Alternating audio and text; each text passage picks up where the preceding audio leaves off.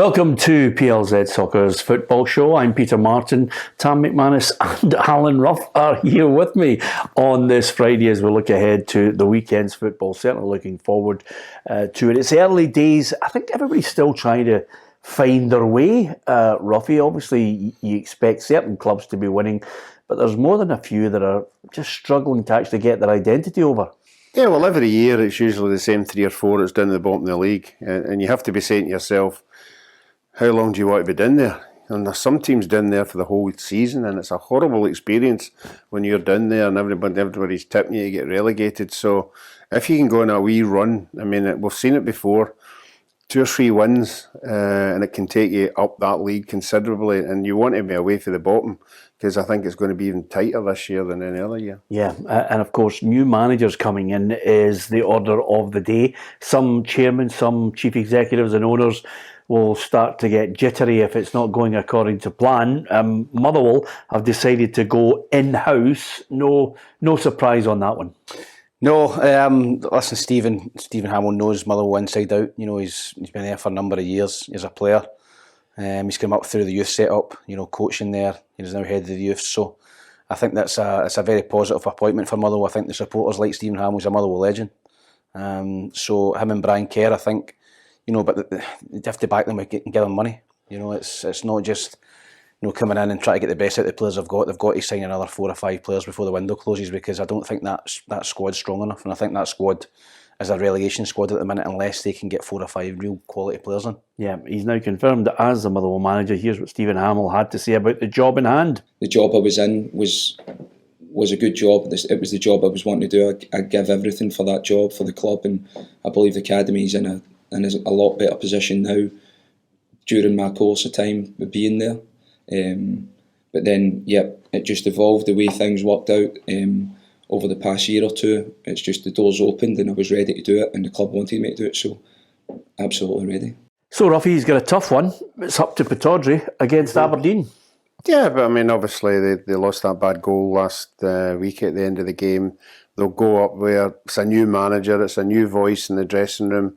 Players will probably know who he is, which is a good start. You know, they'll want to do well for him because he is a Motherwell guy. But I think Aberdeen, in the back of that good result they had last week, will still be firing in all cylinders, and I think they're going to have a torrid time up there. Yeah, I mean, there is talk, to be perfectly honest with you, up at Aberdeen with those 10 signings. You know, Leighton Clarkson certainly set the heather on fire with his raker of a goal. I've heard a wee sniff from some of them. You know, they're looking at him and others now with a certain amount of optimism up there at Aberdeen, but it can come crashing down. But I've got a different sense with Jim Goodwin. What about you, Tam?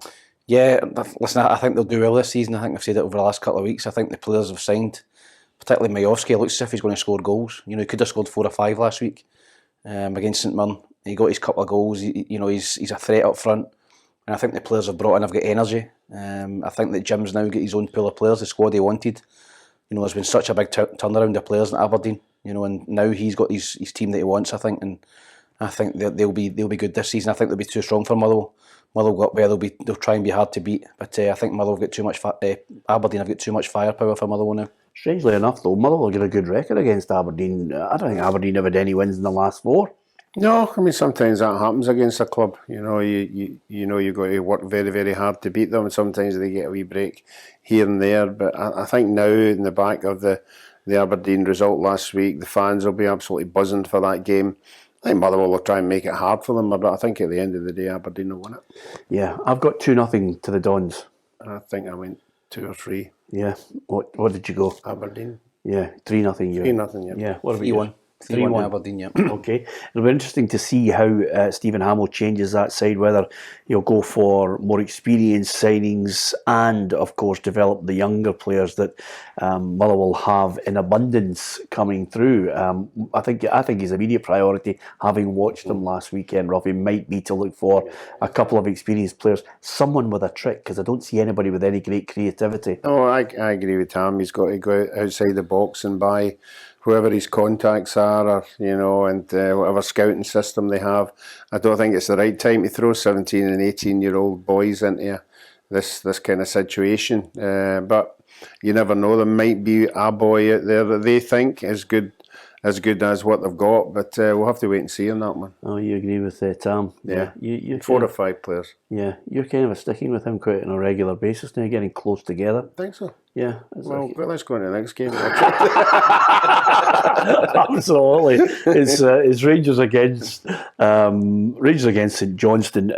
I mean, listen, I think when you look at what happened in midweek, I think Rangers just now, I think, are slowly but surely just starting to put the pieces together. There's still maybe one or two that Giovanni Van Bronckhorst might be able to delve into the transfer market with, but you know, I'm loath to listen or read anyone writing off individual players after 1 and 2 games. You've got to give players the chance to gel, and then you can start to form an informed opinion. Yeah, but I think that's what happens when you go to Celtic and Rangers. You're instantly judged. You know, there's so many instances of that over the years of players that have just come in and after a couple of games and that, he's a dud. You know, you don't get time, and there's been a couple at Rangers that's maybe not hit the ground running. But you're right, you've got to give them, you know, at least 6 months in the gig, and then form your opinion of them. But I just think it'll be interesting to see Rangers' team. You know, will they look ahead to the PSV game and rest key players, or will they go as strong as they can to beat St Johnstone and maybe take them off after 50, 60 minutes? So that's a decision that Giovanni Van Bronckhorst has got to decide for himself. But I think Rangers will be far too strong for St Johnstone. I know St Johnstone can make it tough for teams, but I think Rangers. I think I've went for 2-0. Rangers a comfortable one. Well, St Johnstone haven't really been able to get anything over Rangers in the last 3 matches. Certainly Rangers have always come out as the dominant force on it. The only thing that I'm worried about in my mind, Ruffy, is if I've gone too soon in suggesting St Johnstone for the drop. Because I looked at the bench deliberately to see what he had at his disposal, Callum Davison, and then I looked at the way they played football against, albeit a Motherwell side that have got a long way to go and will change dramatically under Stephen Hamill, I would suggest. But St Johnstone have some good players. I mean, they have the experience at the back of Andrew Considine that I think will serve them well.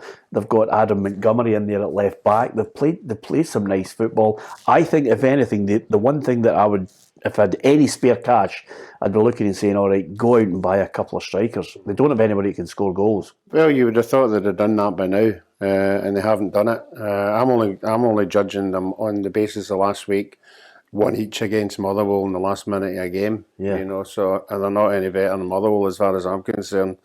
So I think Rangers will thump them. I don't care who puts Rangers out there. The place will be jumping after the midweek game. I know Tam's saying they might rest, but if they rest a few, the next ones that come in will just be as good.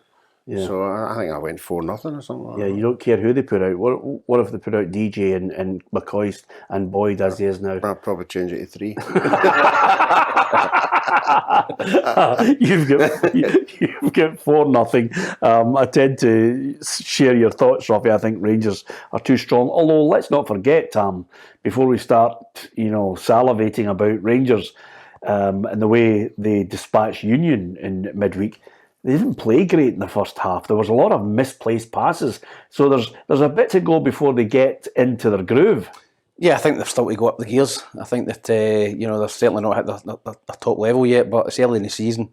They'll be looking to do that against, and the PSV games are two of the biggest games in the for a long time for Rangers. So I think they will rest players, but as Ruffy says, I think the players that they bring in will be just too strong for St Johnstone, and I think they'll win the game comfortably. If they do go with the strongest team, I can see them pulling them off at half time, 2-0 up or whatever, and resting them for Tuesday.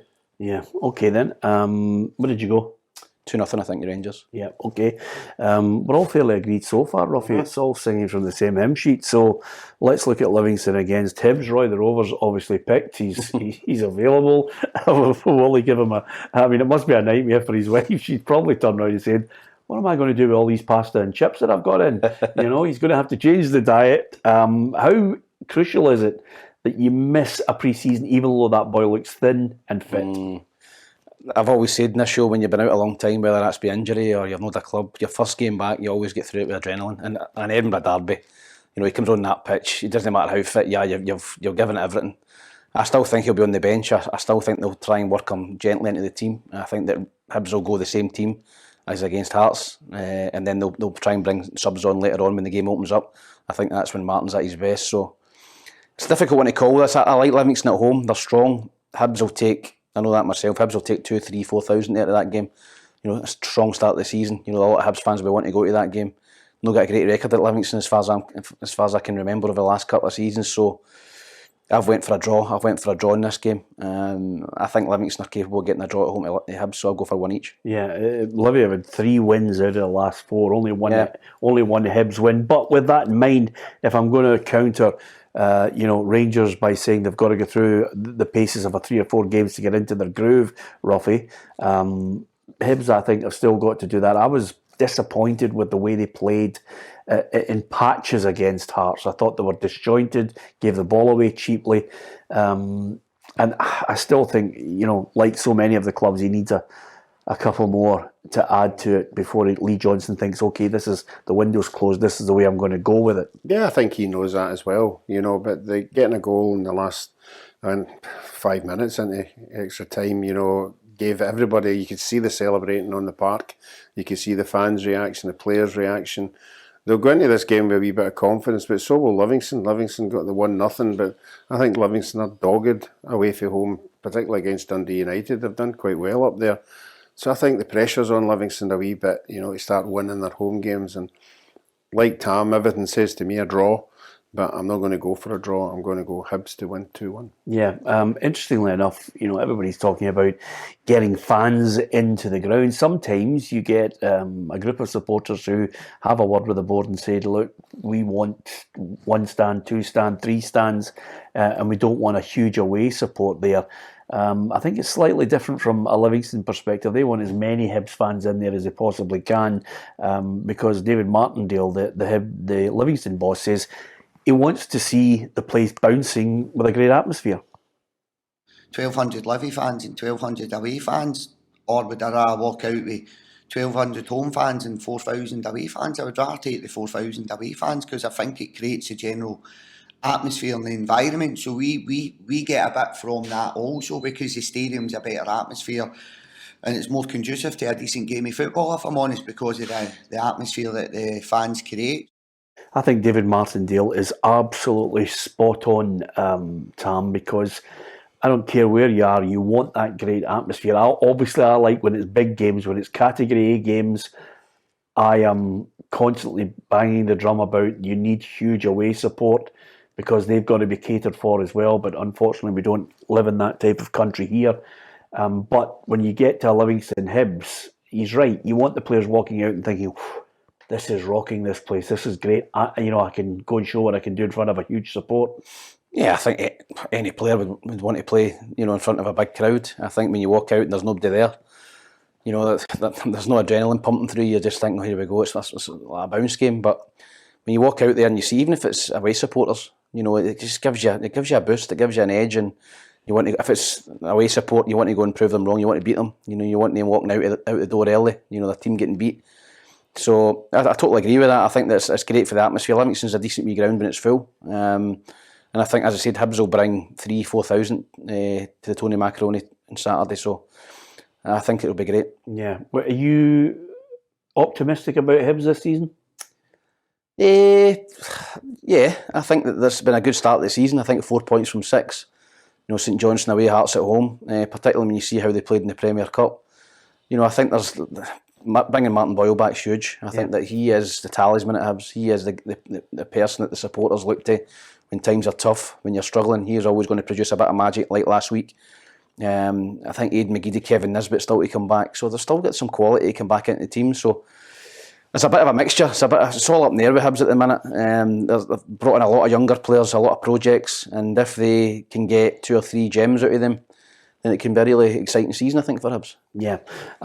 Equally so, I think Livingston are mid-table. I don't think there's any way. I was even contemplating suggesting they're going to get relegated. I mean, even the boy who scored last week, the cracking goal, Christian Montano, he looks a player as well. No, I think Livingston have got that team bonding in there. There's no big superstars or anything like that. They all fight for each other, and if you hear any other manager, they say when they play Livingston, they know they've got to play particularly well, not on the field, but battle as well to get anything out of the game, because they're so dogged in the way that they play. Yeah, okay. St Mirren against Ross County.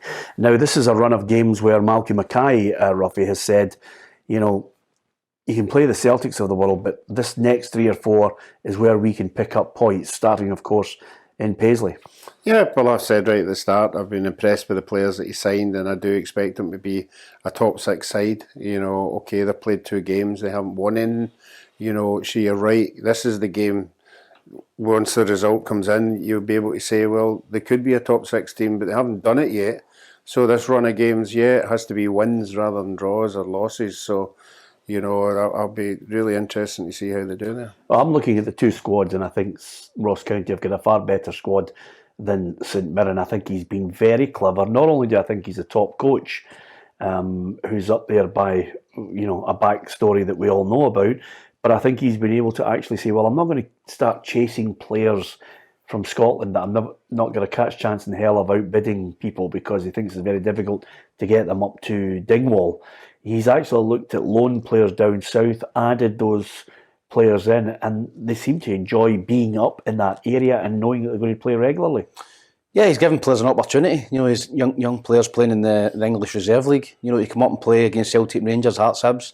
It's a great window for them, a great platform for them to come up and show what they can do in front of a larger audience. So I think his recruitment's been excellent since he's went to Ross County. As we all know, they've got a blueprint, Ross County, of bringing these young players up from down south, from big clubs, and giving them an opportunity, giving them game time, and then either try to buy them or sending them back down the road to their clubs with experience under their belt. So, yeah, I think Malky's an excellent manager. They've had a tough start to the season, you know, Celtic and Hearts, and this is a game that they've pinpointed when the fixtures came out, go down there and get 3 points. Yeah, I think this is the year Malky cements a good position for Ross County, possibly European football, and then gets his ticket out. No disrespect to Ross County, but I think this is the final year before he looks to a summer move with another strong-minded chairman that can take the flag.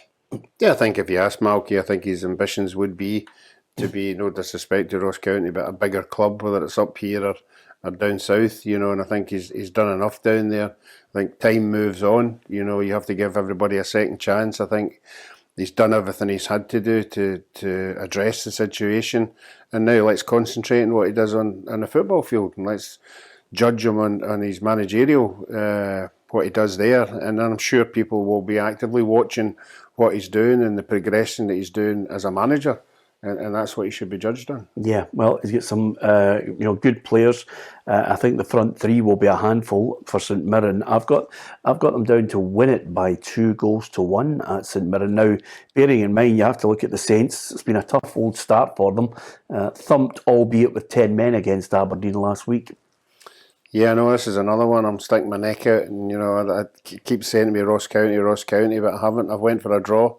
I think St Mirren have got something to offer, but they need to start doing it now rather than later. They're at home, you know. I'm expecting a wee bit of performance, but I don't think any of the two of them is going to run away from each other. So that's why I've went for one each. You don't think any of the two of them are going to run away from each other on 90 minutes? On 90 minutes, not over the course of the season. Oh, of course, the season. Yeah, I think Ross County will be top 6. Yeah, Tam. I've went for Ross County to win as well. I think they've got more goals in the team. I think St Mirren are struggling for goals. Declan Gallagher's obviously going to be out suspended. Encouraging for them last night that Eamon Brophy came back for the St Mirren B team and get 45 minutes, so he's on his way back. But I just think Ross County have got a couple of goals in them, and I don't think St Mirren have, so I've went for 2-1. Yeah, have St Mirren got enough in reserve as far as the strength of their squad to pull themselves out of this mire? I feel as if some people are just absolutely desperate to crank it up on Stephen Robinson. Yeah, I think it's just not a good time since he's went in. You know, even from the tail end of last season, okay, he kept the club up, but you know, some of his comments as well. You know, he threw a few people under the bus, and he's got rid of those players, and he's managed to bring a few in. But I think they've got enough to stay in the division. But I think they're going to be down there all season. You know, St Mirren, St Johnstone, possibly Motherwell is going to be a 3 that's going to be down there, I think, battling it out at the bottom. Yeah, interestingly enough, Robbie, I don't know if I mentioned it, I've got Livingston 1-1 with Hibs. What did you have? I got Hibs 2-1. 1 each for me as well. Yeah, okay. Interesting stuff. 2 games on the Sunday. Of course, the predictor is getting into stride now. You're out in front, Tam. I wonder how long you will stay there, and when eventually we'll get to a point where you'll start waiting for people to post and then start looking at the other predictions as well. Yeah, like Ruffy. I don't get that. Oh, I don't get that theory. Yeah, why? What's the point of waiting on everybody else? You could just copy. Because if you copy something and they get nothing, but you could you're going to get nothing. But you could copy Hughes from now to the end of the season and you wouldn't be buying the meal.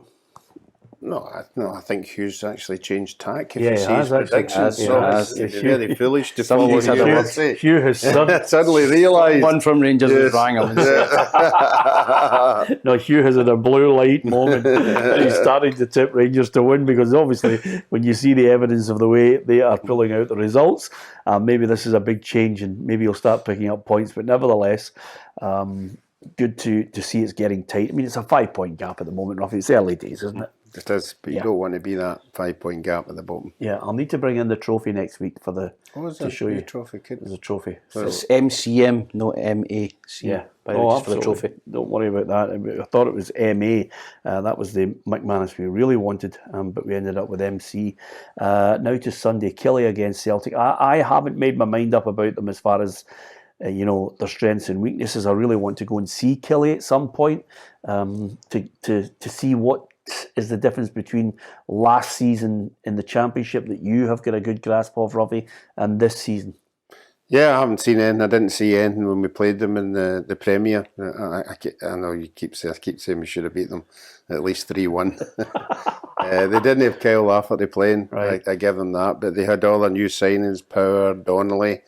They were all there. Haven't seen anything against Dundee United. Okay, they got a player sent off. I don't think they'd got a draw in that one. Rangers beat them quite comfortable.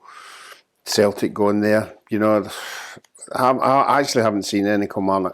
I think they will be down there most of the season. You've got them to be relegated. Yeah, them and St Johnstone, will be down there. I can't see it, if only for the fact that Derek tends to look at the football in a pragmatic way and think to himself, okay, this week it's time to park the bus. This week it's time to make it difficult to break down. I think he's a very good manager at the organisational area of the coaching as well. That's why I think he will look at it. I think they could be, 7th, 6th or 7th this season. In fact, maybe 7th or 8th, but not in any way relegation. I think he's too good a manager. Yeah, I think that's the crux of it. Is Derek McInnes is a very good manager in Scottish football, and I think because of that they will just be above the relegation zone. But I don't see them going anywhere near the top 6. I don't think they're going to be that level. I still think he's got to bring in 2 or 3 quality players. That's still the bones of that Championship team, and they were very, very close to losing that. Arbroath 1-0 up, and they were very close to losing that league last season, and they come back in the second last game of the season. So I think they'll score. I think if Kyle Lafferty's playing, I think he'll raise his game big time against Celtic, and I fancy him to score if he starts. But Celtic will score 3 or 4. I think I've went for 3-1 to Celtic. Yeah, I mean, as far as Celtic are concerned, it's almost like taking over a well-oiled machine. I mean, they've gone about their business again, the high press. Okay, Ross County got an equaliser last week, but it didn't seem to fluster them, Ruffy. They just thought, okay, we'll keep the game plan going and just wait and see if we can break them down. Yeah, I mean, even the Ange after the game, when the reporter asked him, were you worried at 84 minutes? And he went, no. It's just because I know we'll create chances. There'll be another 6 minutes to go plus whatever you add on. So in that time, we will create other chances, and I expect us to score. I mean, as we all know, the game lasts right until the end, till the referee blows that whistle, and Celtic just attack all the time. There's no sitting back. There's no parking the bus. They're just the players who want to go forward, and when they start throwing people on at the end of the game, you know that they've got goals in them as well. Yeah, I mean, that's the one aspect of it. They're all playing to this familiar pattern. I still think he's 1 or 2 short of where he wants to be. And I think he wants another couple of options, one of them almost certainly in the front area, Tam. Yeah, maybe another wide man or somebody that can maybe play behind the striker. It would be good for him. But I think Celtic's squad looks strong, middle of the park, very strong. 2 strikers competing for that one spot. Defensively, they've reinforced as well, so goalkeeping situation is good, brought in Siegrist, so I think they've got a strong squad, but maybe one would be maybe a winger, a wide man, or a wee number, somebody that can maybe play behind the striker. Yeah, it's always difficult if Kilmarnock get anything out of this one. I think they'll be delighted. I've got Celtic to win it by 2-1 because I think it'll be tight down on that park. Here's what the Killie boss Derek McInnes makes of the game. This week, against Celtic, we expect Celtic to apply pressure. They've got good attacking players. But it's important for us that it's not a 90-minute game like that, a 90-plus minute game like that. We've got to try and, like I say, as I said in the first couple of questions, to give them something to think about, let them know that it's not going to be all their own way. And if we can strike that first blow and plant that seed of doubt, then that goes a long way, not only for us being really confident with work, but also maybe affecting them. But no, they're good players. We have to find a way to stop them being good. So I've got 2-1. What have you got, Ruffy? Yeah, but I've actually made a mistake. I'd like to rectify that before the game. It must be a typing error. Hold on a second. Hold on. No. That is final. What you wrote is final. No, I'm afraid. You've gone 2-0. Oh, I went 2-0. That's fine. I thought I had 2-1. I Yeah. thought it was this one here. No, I'm happy with 2-0. I thought it Well, was there was a wee 2-1. bit of- that was the first chink in the armour there, wasn't it? A wee bit of cheating going on, but 2-0. 2-0 Celtic. Yeah, Kelly not getting a goal at all. Not at all. You think they'll I part the don't bus? have it. No, I don't. No. I think he'll try and play because they're at home. And as I told you when we were down there, the stadium looks great. Yeah. Even inside and outside, it's now a great atmosphere, and obviously Celtic supporters will fill most of it. But it'll be great to play in. Great stadium to play in. Tam? I've went for 3-1. I think Kilmarnock will score. Kyle Lafferty, I think, a set piece maybe. Yeah. Okay. You can give us your view. Don't forget, if you get a chance, hit the subscribe button on PLZ Soccer's YouTube channel. We're absolutely delighted that you are joining us in great numbers, not only to watch the show on a regular basis, but to pick up on our news, cover the social media that we've got out there as well. And if you hit the subscribe button and then hit the bell, you'll get all the notifications of our video content as it's going up on the channel. And thank you for the great numbers there. And a big thank you to our podcasters, the people who download and just listen to it. They might be out walking the dog, Ruffy, or just sticking the old AirPods in and laughing along, or offering their disagreement as they're. I always think you see somebody with AirPods in and then start talking. You think, in days gone by, you think he's not right in the head. No, well, I'm certainly when I'm out walking and I see somebody in a bike with these pods in, dangerous. Yeah, You got AirPods, Ruffy? My daughter's actually got them, borrowed them all for me. Oh, right. I don't like them because they keep falling out my ears. Yeah. Plus, of course, the other thing as well with AirPods is you need to know how to work them, which is another big problem technically for Ruffy. But thank you to all the people, thousands upon thousands, listening to our podcast as well. It's incredible the amount of mail we're getting and people sending messages. If you download the app, Ruffy, there's a little section called submissions. You can record a video, a message to us, or indeed just type something and it comes into our feed and we can answer. Lots of people are following the show near and far. A lot of people, America, Australia, New Zealand, Canada. Yeah, it's great. It's an avenue, for the people who can't see the football here up hand, and it's just a contact, isn't it? And keeping in touch. And I know when I'm away, if I'm away, I need to keep in touch with what's happening. Yeah. See, there was somebody in the feed yesterday from St Catherine's in Niagara, the guy Craig Campbell. Yeah. And that's where I was staying when I was over in Canada, St Catherine's. So I must have been near him. Yeah, absolutely. It's good because the other thing about it, Sam, He actually knew you were going. That's why. I look at it as great. We've got viewers, we've got listeners. They're consuming what we're doing and they're enjoying it, which is always nice. But Ruffy looks at the people near and far and thinks, I wonder if we can all get over there for a couple of weeks if they've got a spare cabin PLZ somewhere. Roadshow, that'd be great. Yeah, if there was one place in the PLZ Roadshow that you'd love to go and we could all go there and I think I don't think there's a big demand in Mauritius, but who cares? We could stream it. Mauritius. I was over in Thailand on holiday, and one of the Buddhist monks came up to me and asked me when the show's back on. Yeah. Okay, I'm not. I don't even know why I bothered looking at you. You're just a numpty. Anyway, apart from anything else, thank you to each and every one of you for joining us and passing out messages and sending some pics as well. So we are obviously going to come up with some great competitions that I want you to keep your eye out for as well. And lots of people have been commenting, Ruffy, on the stuff we have in the shop. Yep. Johan Cruyff, the canvas, the t-shirts, the prints, and of course, I've got my Maestro top on today. I change them every now and then. Yes, I've got a red one and I have a green one. Yeah, Tam, I've got a green one. Yeah, absolutely. I always like to change it every now and then just to avoid some flack. I just mix them up depending on who's giving me pelters, Tom. Last game, Hearts against Dundee United. Somebody absolutely, you'll be delighted about this, somebody absolutely slaughtered me, earlier in the week, Tom, just saying, those Hearts-tinted glasses. Rightly so. I think the point is, if you go to the games, you go to different games and you're looking at teams, you can only, you only look at your eyes and trust them and don't let them deceive you.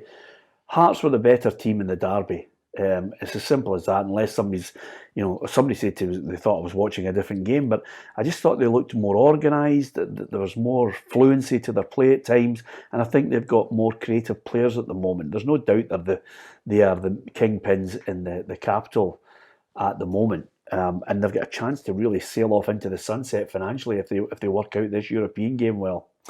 Yeah, they have. Listen, that game against Zurich is huge. I think you'll get £7-8 million in the Europa League group stages, which is, for a team out with Celtic Rangers, is enormous money. And you're right, if they invest that wisely, and invest in the playing staff, behind the scenes at Hearts, with the foundation of Hearts, they're very well run. And they've got a real opportunity to be the third force and establish themselves, clear of the rest, and then start to push up towards the top two. So, no, it is, they are in the driving seat for that, but it's up to the other clubs to be competitive. And as you've seen on Sunday, they're not going to get it all their own way, and Hibs will be competitive against Hearts. Whether they can maintain it over the course of a full season, looking at both squads, I don't think so, because I think Hearts are strong. They've invested a lot more in their squad. They've got a settled squad, but they are favourites for third place. But likes of Hibs, Dundee United, Aberdeen started well. They'll be wanting to stay in their coattails. Here's a question for you. I looked at Hearts. First time around Robbie Neilson, some of the fans towards the tail end were not happy with him, didn't like the way his team played football. We're quite happy to see the back of him going to MK Dons. Then he suddenly, he comes back, and there's a change, I think, in an evolution in Robbie Neilson, the way he goes about his business, and the type of players he's buying. I think he's a more grounded, more mature manager who's really kind of sucked up a lot of these experiences, and I think he's a different style manager now. Yeah, I think obviously he's learned from his mistakes. He went to Dundee United and done pretty well there, and obviously finds his way back to Hearts. But I think that the key, I think, for the first spell to his second spell is he's got more money to spend the second spell. You look at the players he's brought in. I look at Boyce, Barry Mackay, Lawrence Shanklin. These are international players, top players playing at a good level and coming up to Hearts on probably good money for Hearts, and he's been able to go and shop in a different market, I think, and buy good players, and I think that's been the key. And Hearts have got a very, very strong squad. Gary Mackay-Steven, for example, can't get in the team, good player as well. So I think that they are the favourites for third place this season. There's no doubt about that, but you've still got to go and do it on the park. Yeah, and with Dundee United's European experience, that's why the game is on a Sunday. I like Dundee United. Sometimes you never know what you're getting with them. And Europe sometimes can take it out of you, Ruffy, going from Thursday to Sunday. So I am looking at that game and I've got Hearts to win 2-1. What about yourself? Yeah, I think Hearts will be too strong as well. I don't think Dundee United have got a massive pool to compete with the two games, the European game and then the league game. So yeah, I've went Hearts. I think Shankland off to a good start against Hibs last week. He'll be buzzing. So I think I've went for Hearts 2-0. Yeah, Tam? I fancy Hearts to win comfortable. I think I went for 3-1 to Hearts. Yeah. Difficult game for Dundee United, and I think that Hearts will be buoyant. Yep, okay. Here's what Robbie Neilson makes of the home game against Dundee United. That's great. Look, play against them, to be honest. We had a great couple of years at United, managed to get them promoted, had a good time, but at the end of the day, I'm employed by Hearts. My job's to beat Dundee United on Sunday, and that's what we're trying to do. And from there, of course, you can give us your thoughts on all the Scottish Premiership fixtures. Here's a look at all the fixtures to see exactly where your favourite team's playing in the Premiership. And as ever, with the Saturday and Sunday games from Aberdeen, Motherwell, Livingston, Hibs, Rangers, St Johnstone, St Mirren, Ross County, Killie, Celtic and Hearts, Dundee United, we will have interviews from managers and players. And of course, reporters giving you their full-time view. So look out for it on Saturday and Sunday across the app and on the website. And of course, on our YouTube channel. You can get all that, and we will look at it in depth on the Monday as well. And with that in mind as well, we'll be looking back over the English Premier League too, because there are lots of interesting games coming up down south as well that I think will catch the eye. And of the matches, I think everybody will be looking, Tam, and just wondering, what's going to be happening with the likes of Manchester United. Yeah. The start they've had, suddenly they find themselves away to Brentford. Yeah, tough game for them. They've got to try and bounce back quickly from that. They didn't look a great side on Sunday. Brighton, deservedly beat them, and Brentford are a strong side as well. So I think that'll be a difficult game. I can't really see them winning that, but you don't know what you're going to get with Man United nowadays. Yeah, it's one of those weekends, Ruffy, when you look in the Saturday and the Sunday, you think, okay, I'm going to concentrate on Scottish football, and then I'll look and see what the pick of the games are down south. But this is one of those weekends when there's not really any great match that's screaming out other than Chelsea against Tottenham. Oh, Chelsea and Tottenham would be one that you. Yeah, well, that's what I certainly said, would. other than Chelsea Yeah, Tottenham. well, that's what I'm saying. I'm agreeing with you. I'm agreeing with you, and I don't know who the other functions are, but Chelsea are beginning to splash the cash yet again. There's a few players being identified to go there, so they'll want to get back to where they were. Yeah, absolutely. Okay. You can give us your thoughts on all things English football. Give us your thoughts on your favourite team in Scotland as well, and we will discuss it all in the aftermath of those games on Monday's football show on PLZ Soccer's YouTube channel. Don't forget, hit the subscribe button, share it with your friends, tell them all about it. If you are in the UK, brilliant. If you're in Scotland, absolutely superb. Tell your friends, share it across Facebook and also on our YouTube, and download the app as well. And if you get a chance, tell all your pals to join us. If you are living away in far off lands, an address and any kind of pictures of your spare holiday homes that you have would be helpful as well, Ruffy. Yep, you never know. There might be a chance. Absolutely. Listen, have a great weekend, and we'll see you on Monday. From Tam, Ruffy, and myself, Peter Martin. Thanks for watching.